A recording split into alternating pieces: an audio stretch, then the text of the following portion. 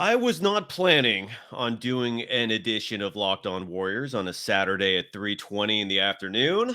It's raining. I was expected to watch movies. I was expected to have a good time, just chilling, taking a day off from work. And then the breaking news came that James Wiseman had a setback in his recovery. It's the same knee that's been plaguing him for this entire year that's causing problems again. There were reports of swelling and pain and discomfort. And safe to say, Dub Nation, he's not going to play this year. So we're going to break it down, talk about the options, hold some people accountable. I'm still a little optimistic, and I'll explain why. This is Locked On Warriors. You are Locked On Warriors, your daily Golden State Warriors podcast. Part of the Locked On Podcast Network, your team every day.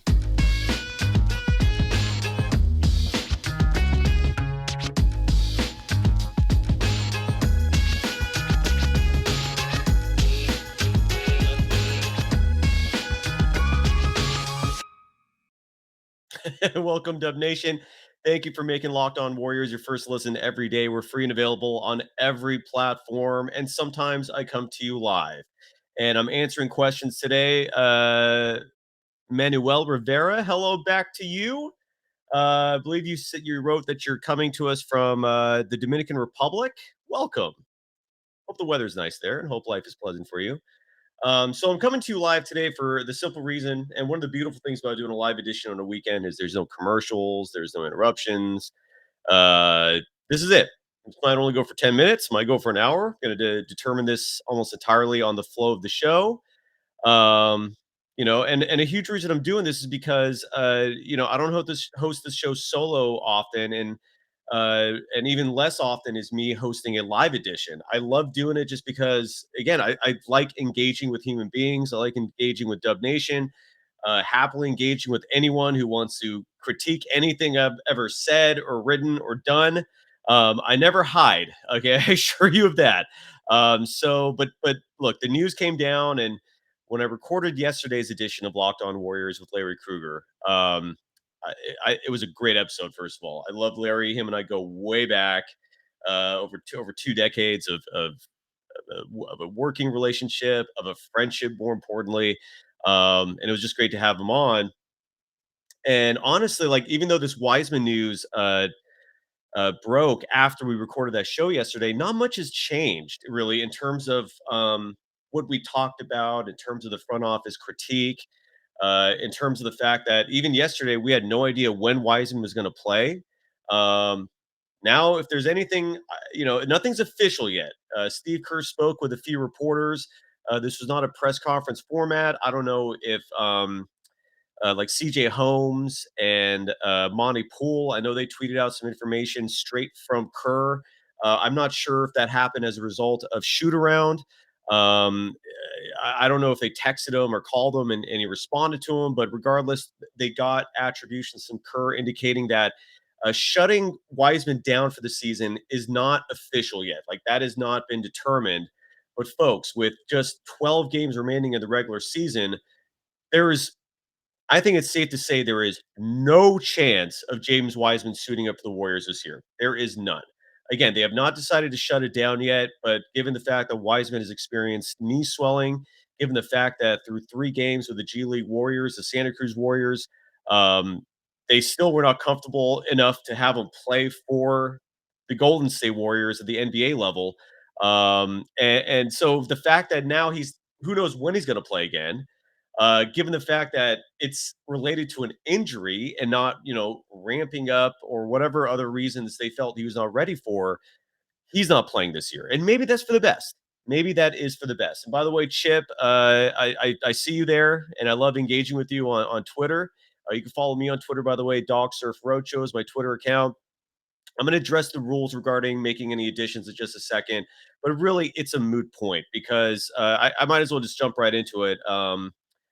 In terms of what the Warriors can do and who's out there. And Manuel, thank you. You're you're a druggie of my content. Thank you, sir. I take that as an incredible compliment. And again, I'm going to answer all this, man. I don't hide. If I'm wrong, I'll admit it. I like to think, hopefully, for the most part, I'm not. But I'm a human being. I make mistakes. Ron, Alex, thank you for the compliment. Um, and again, yeah, I mean, who's this is sports, all right? In the end, like all these debates are just about a game that a lot of adults and kids sometimes play. And I try to be pragmatic, man. I try. I mean, I am a fan of the Warriors, Ron, and thank you so much again for the kind words. But I try to maintain objectivity in terms of how I cover this team and how I present it. Look, James Wiseman, right off the bat, he's done for the year. It's not official yet, and Steve Kerr said that as such today. But I think we can realistically say he's not going to be suiting up for the Warriors in the 2021-2022 season.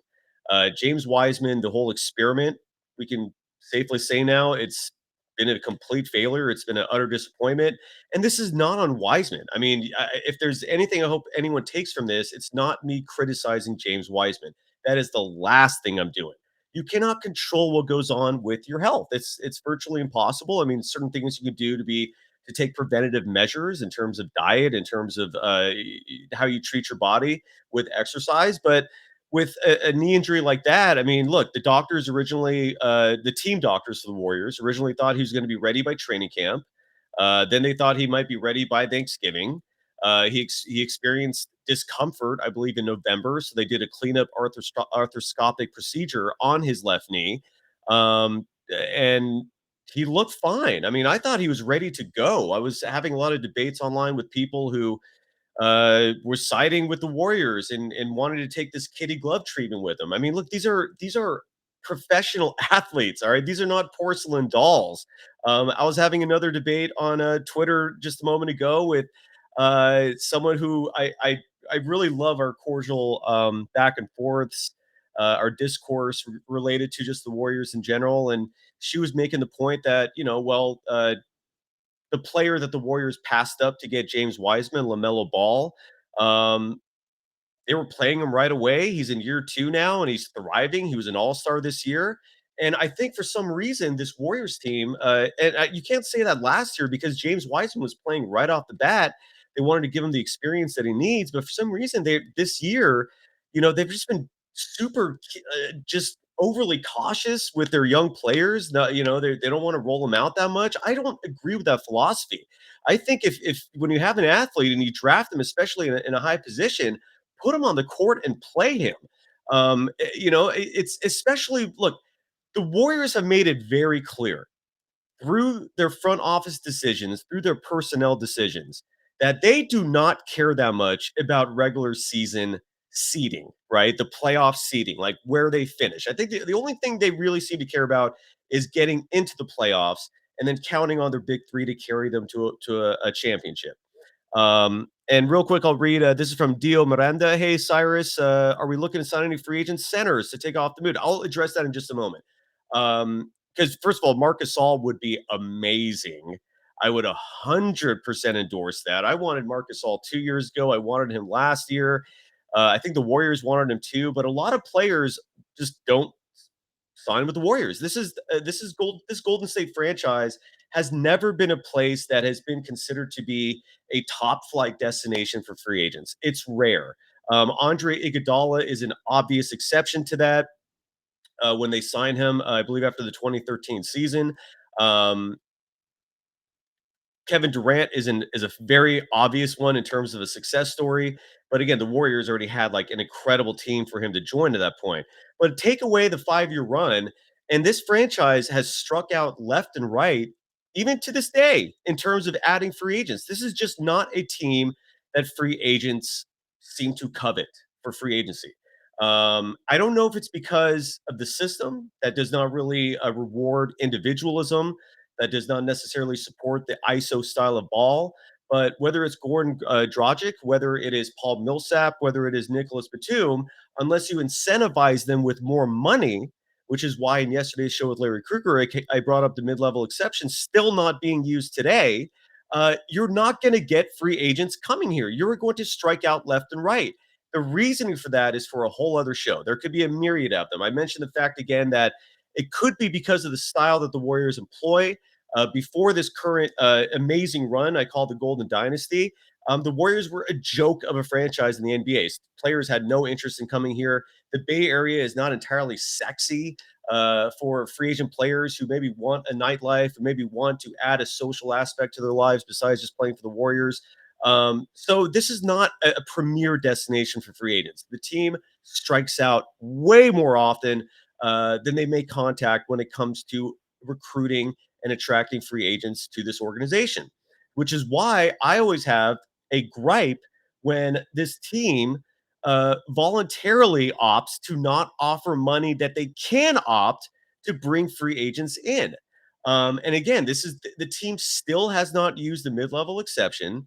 And at this moment, the reason why I called this emergency podcast, the reason why I'm hosting this today on a Saturday, is because the front office this year, at least upon this point, I really feel has failed the fan base and really has failed all the current members of the Golden State Warriors. Because if they had just made a few more slight maneuvers, I really feel even right now, you could still call this team a favorite to win the world championship. I don't know if you can say that right now. I really don't know if you could say that right now. They don't have a natural center. Kevon Looney, I love him. I love all the accomplishments in the postseason from their championship runs. He's an incredible post up player. He has earned every sort of praise you could imagine this season for the way he's been playing as both an Iron Man and just the overall productivity he brings night after night. But newsflash, folks, he's not a natural center. All right. And when you talk about the definition of what a natural center is, we're talking about an individual who can plug up the paint and who can block shots, who is an elite rebounder, and who is huge as a human being, who literally can either command through a gravitational pull the attention of other players because they're a great post up player, or defensively they're causing havoc on other players.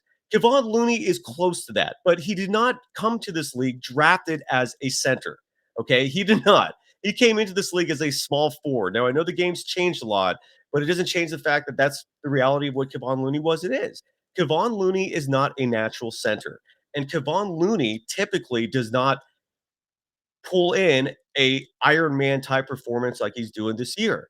And the failing of the front office is in thinking that we're okay with Wiseman as being our only legitimate center on this roster. That is a failing because A, you should have started to realize early on there's a possibility this man will not play for us this year. That knee injury could be severe. Why did you not present a contingency plan for that? Draymond Green. Everyone loves talking about the fact that despite he's 6'5, 6'6, and in the death lineups and closing minutes of big games, he can play the five, he can defend other bigs. That's great. But you can't count on someone of his size to do it through an 82 game regular season. My entire argument for why I wanted a Paul Millsap, why I wanted them to pursue DeAndre Jordan a few weeks ago, was to give players like Kevon Looney and Draymond Green rest and reprieve from battling much larger human beings because through the law of physics, if someone is bigger than you, they're going to put more strain on you physically. I do not think it is a coincidence that Draymond Green suffered for the first time in his career a serious enough injury to miss 2+ months of the season. He's battling much larger human beings night after night that will catch up to you at a certain point. LeBron James is much bigger than Draymond Green. In theory, you could play LeBron James as a center. You don't see teams doing it because you don't want to wear him out being banged up and fighting physically night after night with human beings much larger than you. That will catch up. So, my question is why did the Warriors not do a single damn thing about the front court? Why? And the only logical answer is to save money because the mid-level exception was there, and they could have recruited players throughout this season if they were willing just to spend the money, and they chose not to. And that's frustrating to me. That's incredibly frustrating to me. I do not understand why an ownership group for this Golden State Warriors team that not only are billionaires, folks, and this is where again I hate I will say that word hate hearing fiscal responsibilities or fiscal prudence applying to ownership groups when you are so wealthy you can afford it regardless. If you are not willing to spend the money to win a championship, don't own a team. Don't do it. Sell your team. It's a huge peeve of mine when ownership groups opt to save money over doing what's best for an organization and the fans who have such an emotional investment in that team. And what we're left with now is a Warriors team, and this is what I'm guessing a lot of you are tuning in for, is learning, okay, who's out there? What can we do now, knowing that Wiseman is officially done for the year? I keep saying officially. He's unofficially done for the year. I don't want to say officially because no announcement has been made, but James Wiseman is not playing this season. All right. That is officially over because with that knee swelling, who knows when he's going to play again? There's only 12 games left in the season. So there is not enough time for a young man with 39 career NBA games under his belt to come back and actually contribute meaningful minutes in the playoffs. Just not happening. So, and this is where it gets even more depressing because, again, you want to criticize me about DeAndre Jordan and say he's washed up, he's past his prime. I don't know what he would do out there. Fine. But what's your alternative? Nothing? Bielitsa, who, in my opinion, has turned into arguably the worst defensive player in the NBA, he cannot guard anyone right now. I'm not saying real quick here, just to, and again, I'm going to publish all these chats that come in as long as they're substantive. And I cannot pronounce your name, KJ. I'm so sorry for that. But if you're saying, I'm not saying the season is over. But what I'm saying is that this news now basically presents Dub Nation with the reality that they're going to have to march through the postseason, which is a season in and of itself if you get to the finals without a center on your roster. In all those championship years and those 5 straight years of the Warriors made the NBA finals, they had a legitimate center on their roster every single season. And what the Warriors are doing now is following a model the Houston Rockets did 2 years ago of thinking that a small ball lineup in the Rockets case 2 years ago, they thought PJ Tucker could be your center. The Warriors now think Kevon Looney can be your center, matching up against DeAndre Ayton, matching up against Nikola Jokic. I'm sitting here telling you, good luck with that. That's going to bite them. And the whole reason why I wanted a DeAndre Jordan, the whole reason why earlier in the season, during last offseason, I wanted Paul Millsap, even Nicholas Batum, who stands 6'8", by the way, he would be the tallest or one of the tallest players on this roster, is because the Warriors need depth in the front court. I was never saying these players need meaningful minutes in the postseason, but what I am saying is over the course of a long regular season, you do need depth in the front court to give the players you're counting on rest and reprieve. So when the postseason starts, they're not burned out and physically broken down. And newsflash, Carla Davis, what difference would it have made if they had rushed him out? They weren't rushing him, and he still got hurt. And yes, KJ, and I hope I'm addressing you correctly, Bismack Biyombo was out there, and the Warriors opted not to pursue him. Because at that point they would have had to cut a player from the roster. I don't think they were comfortable with that, so I don't want to be overly harsh with the Bismack Biyombo thing, but they could have clearly made a better decision. Damian Lee, no offense, was expendable. Bielitsa was expendable. I don't know if Bismack Biyombo back when he was available in December, January, it was worth replacing Bielitsa at that point for, but there were plenty of other bigs that were. And during the offseason, there were tons of bigs, and they pursued no one. They pursued no one. They reportedly did pursue Millsap, but they weren't willing to offer him anything more than a veteran minimum. Nicholas Batum reportedly was so interested in the Warriors, his wife started leaking social media content expressing love for the Warriors. That's how close Batum was to coming to the Warriors, but he wanted more money, and the Warriors wouldn't do it, even though they could do it.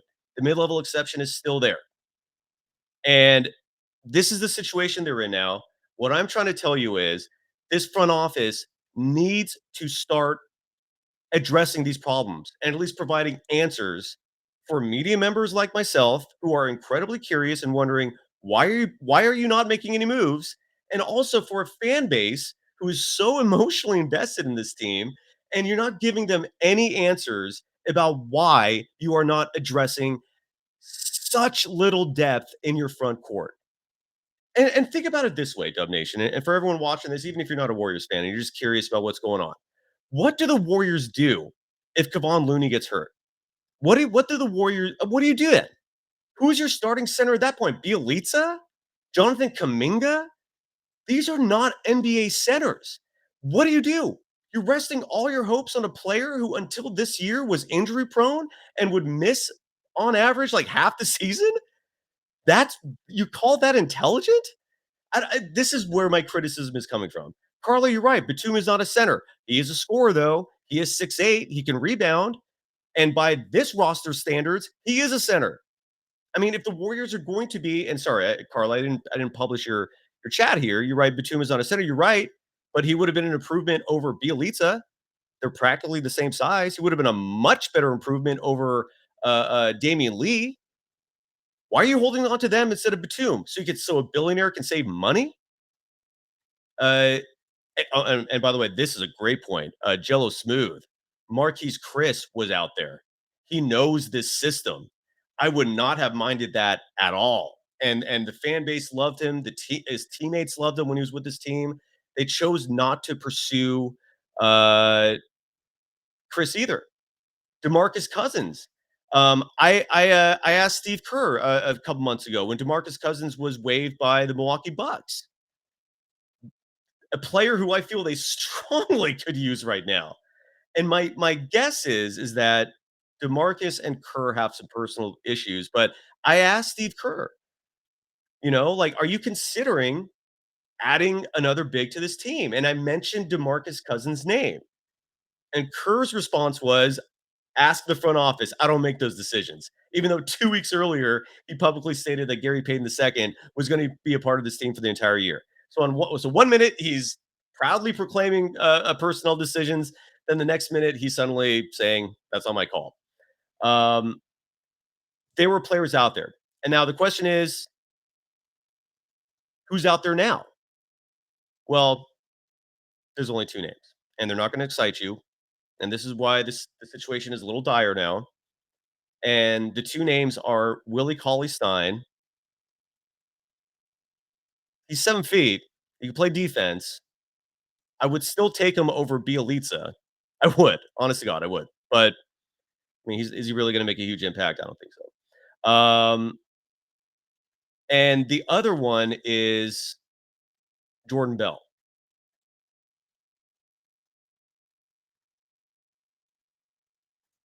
That's it. So this is what happens when you're either arrogant or you're stubborn or you're cheap. Because I do not want to diminish Bob Meyer's acumen. Here's one thing I'd like to point out, Dub Nation.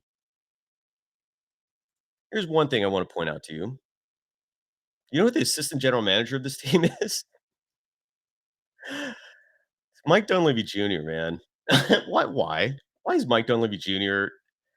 a player who nobody likes? I mean, I have nothing against him personally, but the Warriors wasted a number 3 pick on him.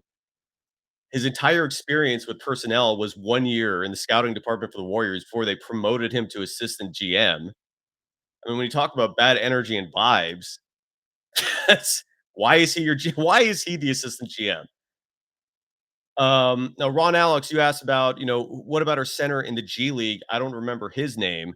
I'm drawing a blank on how you pronounce it. I know who you're talking about, but my sources have told me that the organization does not consider him, and if you text his name, I'll publish it. The organization does not consider him to be NBA ready.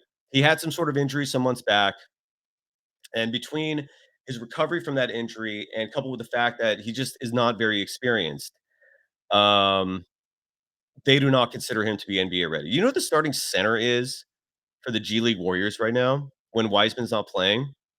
Jacob Evans III, 6'4", drafted as a shooting guard.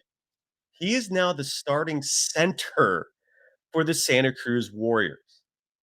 And this is again, like I spoke with Larry Krueger about this yesterday, where I kept asking him, like, and I brought this up. I brought this up with Dieter. I brought this up with pretty much every guest that we bring on the show. I'm like, where's the transparency from this front office? And their response is, Well, if you talk to him, he's available in shoot arounds. He's walking around. Larry Krueger said, if I call him, he'll answer. I mean, it's not a little elitist though that he's that unavailable that the only way you could actually get answers from Bob Myers is if you're like that much of an insider. I mean, yeah, I could get a press credential if I had the time to go down to practice sessions on a regular basis and track him down and eventually ask these things. But unlike them, I'm not a full time media professional. I don't have the time to go to Chase Center every single day. Dieter does, Kruger does, and we still don't have a lot of answers. I really would like it if Bob Myers would hold press conferences so that we could ask him questions like these. Like why is Mike Dunleavy Jr. your assistant GM? I'd like to point out as well too that the Warriors, in terms of their leadership brass and their coaching staff, does have an issue with minority representation. Your assistant GM is Mike Dunleavy Jr. Why? Hold on. I need to catch up on some of the messages that have come in here. Um, Carla, you wrote they needed to get rid of Lee. Yeah, but you're right. I don't do not doubt that. It's just at this point, I don't know who you replace him for. I mean, look, I guess bottom line is this is a huge vent session because a lot of this is just me criticizing the Warriors for completely bungling a lot of the season. I mean, this could have been preventable. They could have prepared properly for this. They could have had a backup plan for, oh, what happens if Looney gets hurt? Oh, what happens if Wiseman doesn't play? We're just going to play Draymond 35 minutes in the center position tonight so he can get his back worn down and destroyed. So you might be right, but Carla, at this point, it's I don't know what they can do. Strength in numbers 2021. Why didn't we get Jordan? If you're referring to Jordan Bell, they actually traded him from the Santa Cruz Warriors to another G League team, if I'm not mistaken. But they could get him back. I just don't think they consider Jordan Bell to be someone that could really contribute. Um, and in strength in numbers, Looney can't guard elite bigs. Look, if it's Jokic, you're correct. If it's DeAndre Ayton, you are correct. And really, that's where the Warriors are going to be counting on, in all honesty, especially in the closing minutes of games. The Warriors are going to be counting on Draymond to cover those guys. Like Draymond Green will be guarding Jokic with 5 minutes to play in the fourth quarter. Same with DeAndre Ayton. Uh, but yeah, you're right. Looney cannot guard those guys. He's just not big enough, and either one of them can just bully their way to wherever they want and just put up easy 2 footers or 3 footers easily, no problem. You are right. Strength in numbers again. Kaminga's not a true center. He's not.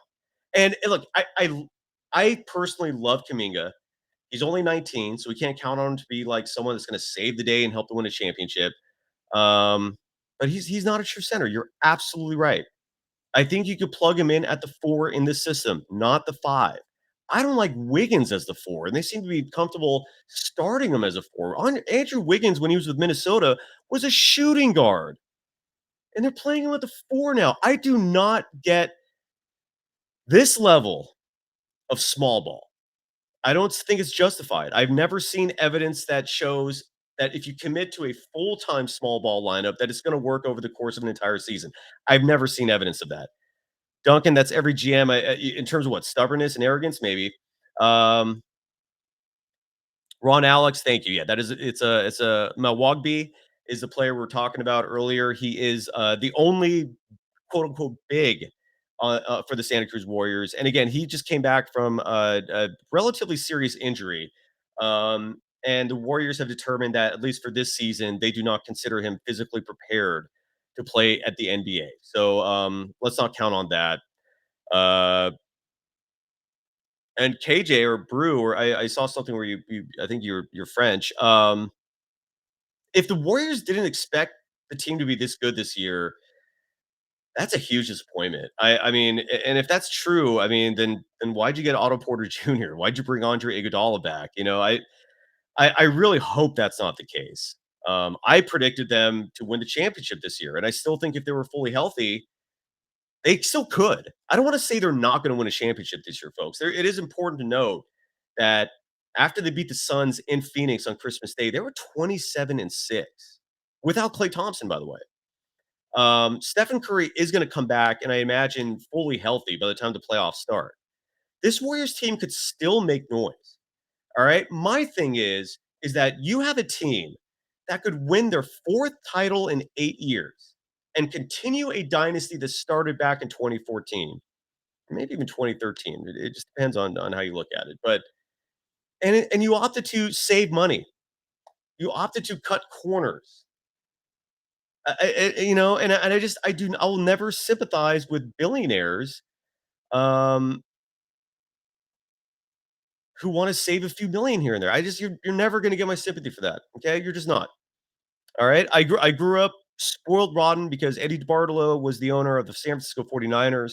His entire mantra was spend at all costs to win. And I love that about him. And any ownership group that does not subscribe to that, we're at odds. Why didn't we trade Belly? Because no one wants him. Plain and simple. And yeah, I mean, it's in HR, you wrote not only was it preventable, they had to be willfully stupid to get in this situation. And I don't know if stupid's the right word. I just think they're just not committed enough to win a championship. I think that's just the bottom line. They're not, and the evidence of that is the financial commitment. They're not spending the money. The mid level exception is still sitting there. There were bigs available throughout the season. I'm not going to be upset if Willie Cauley Stein is not signed by the Warriors because he's not making waves. But and yeah, and I talked about DeAndre Jordan just a second ago. He's not available anymore. The Philadelphia 76ers were smart enough to realize, oh, hey, we have Joel Embiid, one of the greatest bigs we've possibly ever seen. I mean, I'm not ready to, put him in the all-time greats yet, but right now, I mean, dude, he's an incredible big. And the 76ers were smart enough, they're prescient enough to understand, hey, we should get a backup just in case. We should get a backup center just because Joel Embiid is not playing 48 minutes a game. So we need someone for 10, 15, 20 minutes to give him some breathers. Let's get DeAndre Jordan. But the Warriors, oh no, we don't believe in centers. Either that or, oh no, even though we're billionaires, even though we have the most prime real estate in the world with Chase Center, even though we made $450 million in revenue last year, oh no, we're not going to spend the mid-level exception because we're in a tax. It's insane. It is absolutely insane. I would have loved DeAndre Jordan. And again, I'm not clamoring for any of these individuals to save the day. I just want them to give 10, 15, maybe 20 minutes a night so that Looney and Draymond can stay fresh for the postseason. Amari Spellman's an interesting one, but I don't know if he's available. I think he's actually with the Iowa Wolves, the Minnesota Timberwolves G League team, alongside Canyon Barry. Um,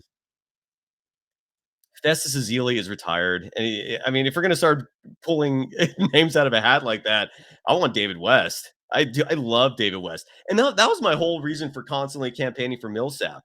I never envisioned Millsap being like some savior. I never imagined him like being a starter on this team, but I did envision him playing a tough 15, maybe 20 minutes a night, banging it inside. He's a strong dude. He's a very physically menacing individual. And that's all I want. I want a bruiser inside, man. This team lacks that except for Draymond. But you can't play him big minutes at the 5 in the regular season. Um yeah, and again, HR, I don't want to say it's a lost season yet. All right. I know I'm being very negative on today's show. I get that. I think it's deserved given the news with James Wiseman. Look, here's where I'm going to turn this around to make it a positive. I'm going to save all the positivity from Monday's show. I don't know who I'm going to be joined with yet, but Um, here's the great news, okay? They do still have 12 games left. And in these next 12 games, the Warriors are going to be playing different rotations that they've been accustomed to. Certain individuals are going to be getting more minutes than they're used to. So we're going to be seeing some development here in the next few weeks. All right. Jordan Poole is suddenly going to get a little more pressure on him. We're going to find out if he can handle it. I love Jordan Poole. The pool party is real. Invite me in, man. I'm signing up for that rager. I'm all in on the pool party. Can he handle, though, being the number one point guard for this team? Can he handle being the primary ball handler for this team? We'll find out. I hope so. And another positive for this, and again, we'll break this down a lot more on Monday, is Stephen Curry might come out of this feeling fresh.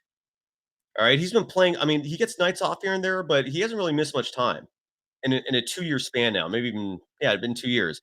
And maybe these few weeks off will be a nice refresher for him, possibly. Um, And I want to address everyone, man. So strength in numbers again. Our rotation sucks. You keep playing Belly, Damian Lee, JTA. We didn't make any moves. Yeah, you're right about all that. I don't mind those three in all honesty as your 13th, 14th, 15th guys. And I'm not totally against that, but um, at the same time, I mean, when you're suffering with injuries and these guys are now suddenly your ninth, 10th, 11th guys, yeah, then that's a problem. Now you have issues. Um, Carly wrote, I don't we ever saw Clay, Dre, Steph, Wiggins, and Poole. Um, are you so you're basically saying that's going to be their five to close a game? Still could. Yeah, I actually like that a lot. I really do think that could be a closing five when the playoffs start. Steph, Clay, Dre, those are your givens. The question is always going to be who are the other two guys. Wiggins, let's hope we get. You never know which Wiggins you're going to get each night, but hopefully it's positive Wiggins and hopefully it's positive Pool. I actually think Kaminga could be a player that closes games here and there. I know he's young, but he's. I mean, I'm saying the obvious. He's impressing. Um, and Duncan, oh, here we go. Another Laker stooge. Okay, save money. They have the most luxury tax in the league. So what? What's your point? They could still, by the rules of the game, spend more.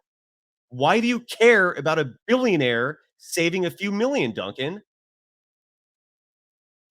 Um, Carla wrote, would you have wanted them to trade for Simmons? Depends on who Philly want to bag. I don't think, given what Daryl Morey, aka Dork Elvis, was asking for Ben Simmons, I don't think that would have been a realistic trade.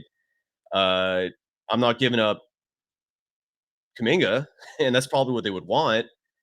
And by the way, I also want to add too, Moses Moody. Some news broke out where he's listed as day to day, which is fantastic news because he's another very clutch player for the team. Um, let's see here. Rolling Stone 715. I agree with you because every time the Warriors won a championship, they had a big man. They absolutely did. This is going to be this if they win the championship this year, and for the first time since the season started, my confidence is dipping a little bit now. You're right. They did have a legitimate center, and now they don't. And you can make the argument in 2016 not having a legitimate big because Bogut got hurt was part of what doomed them. People forget in 2015 they were down 2-1 to the Cleveland Cavaliers in the NBA Finals, and you know who helped turn things around for them in Game 4? I mean, everyone talks about Andre Iguodala being put in the starting lineup, and that made a huge difference. Yeah, that obviously helped. But there was a player on this team named David Lee who was vastly underrated in terms of his impact. He was one of those rare quote unquote big names back then that the Warriors traded for, and then he actually signed with them, signed a long term deal with them for big money.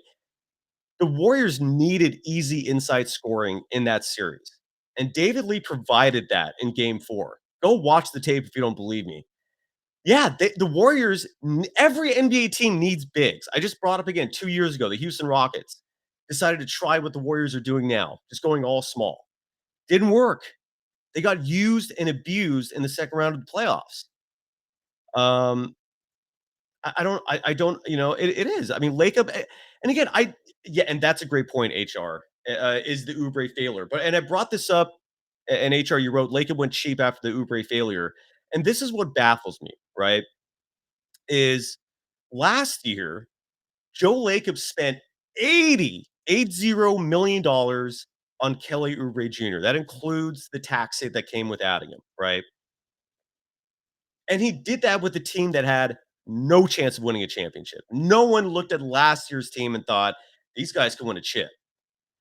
Now with this year's team, when they actually have a very great chance of winning a world championship, now Lacob decides, no, I don't want to spend any, I don't want to spend a mid-level exception. No, 30 more million is way too much for me now. Even though last year he spent $80 million on Kelly Oubre Jr., who, by the way, they let go for nothing, which that irritates me because I don't like giving up assets for nothing. All right. The Warriors are in a position with the salary cap where they can't add free agents for anything more than that mid level exception. They got Kelly Oubre Jr. because of the trade exception from trading Andre Iguodala to the Memphis Grizzlies. And so they had a chance to either trade Oubre before the trade deadline last year or at least re-sign him and then trade him this year. That's really what I was arguing for. I just didn't like the Warriors giving him up for nothing because now you also lose that slot, that 15 million, or in his case, he makes 12 this year. You just lost that $12 million slot to add another player for good. Yeah, you're right. I do think that's a huge part of it. Lacob and company spent a lot of money because of Kelly Oubre Jr. And then this year, they went to the other extreme and decided to cut costs. And AM, I talked about Jordan Bell a moment ago. He's actually with another G League team, or he was. He does know the Warrior system. You're right, and that's also why Willie Cauley Stein is a name I brought up earlier too. He also knows the Warrior system. He could be plugged in, but are either of these guys really that much better than Bielitsa? I just don't know if either of them are going to make a difference. Um, yeah, I mean, this team has clear holes uh, on the roster, man. I'm getting tired. Carla, you asked, do you think the Marcus Smart play was dirty? I talked about this on yesterday's show, and I hope you folks are subscribed to Locked On Warriors, man. Dieter and I and everyone I bring on, we're passionate about this project and this show. Um, Here's my thing on the Marcus Smart play, real quick. Was it dirty? Yes, but there are variances of dirty, right? Like, I don't think it was intentional. I do think it was reckless, and the reason why I really call it dirty is that on the exact same play, he karate kicked Clay Thompson in the chest.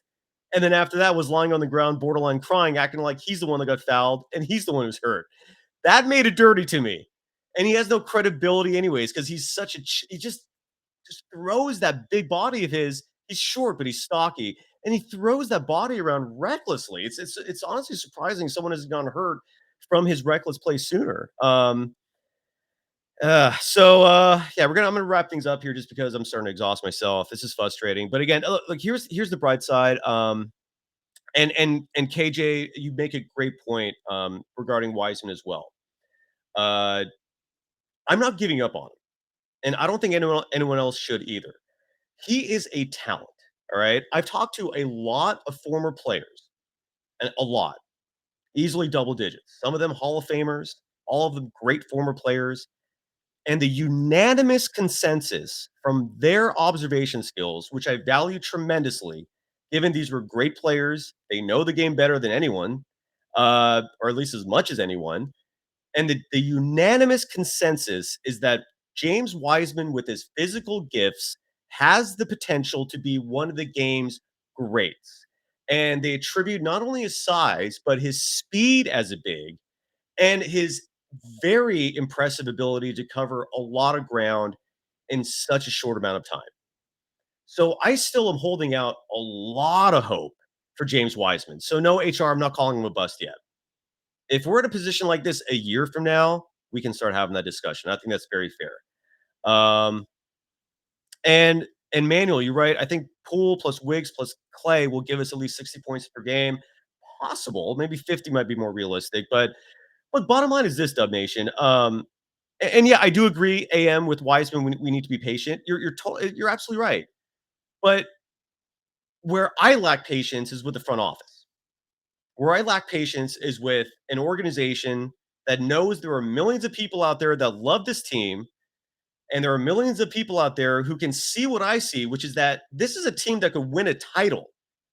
And you respond to that with inaction, with nothing, with like just letting the roster sit pat.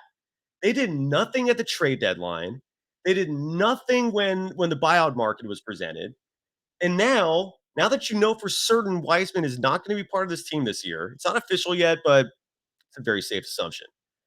And Ron Alex, you brought up Aaron Baines. He went through this a very serious injury. Actually, I think it started with the Olympics last year, so he's not available yet. He's not going to be available to next year. I looked into that, um, and yeah, I and just to answer what people are asking,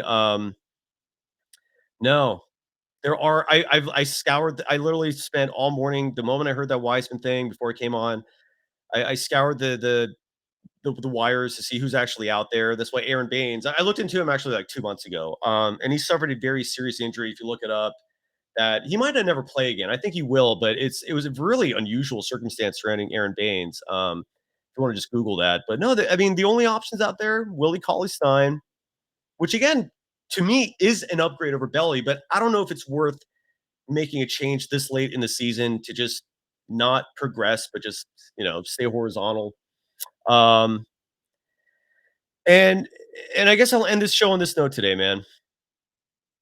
The Warriors could still easily win a world championship because the team that they're going to be fielding come mid-April when the playoffs start is very likely going to be a team that is better than the December version that was 27-6 after they beat Phoenix in Phoenix.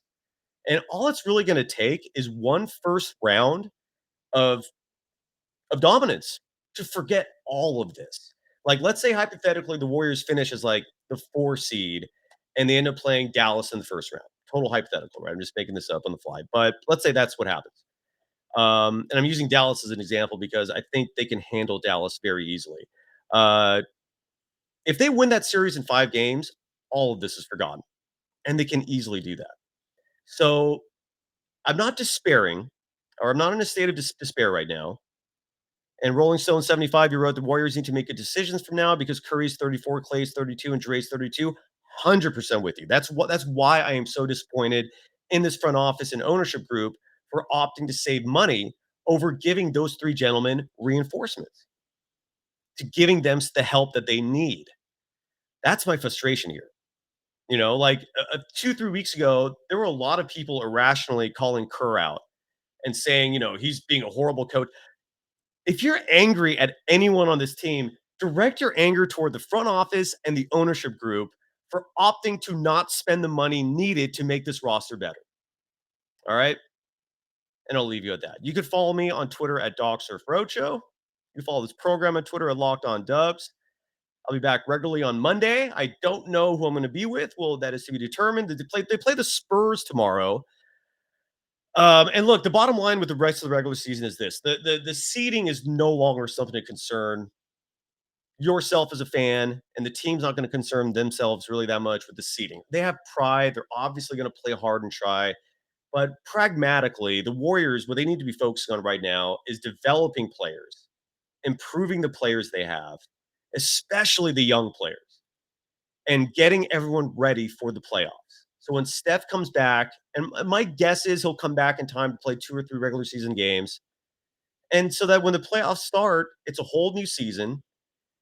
And I just really hope Draymond Green and Kevon Looney are fresh and ready. Um, and AM, I'll read your chat as last. Poole, Moody, Kuminga, Wiseman just need a small forward. Yeah, you're right. The future is bright, especially if Wiseman is comes back and is healthy. It's very easy to forget. Joel Embiid missed the first 2 years of his career. All right, and he came back and he's on a path to being a Hall of Fame center. He's not there yet, but he's on the path. And I still want to hold out hope for young James Wiseman because he's very young. He seems like a really good kid. I've never heard anything negative about him, at least not since high school. And yeah, the future is very bright, but the present could be incredibly bright too. And I don't know what's going to happen, folks. The confidence that was there brimming just some months ago. Now I'm like, I don't know. I don't know if they have the front court to handle bigger teams, but we'll see. Thank you, everyone, for coming in today. Thanks for listening. Thanks for watching. I'll be back Monday. And yeah, I hope the Warriors win tomorrow. They play the Spurs. And go Dub Nation, go Warriors. Talk to you all soon. Later.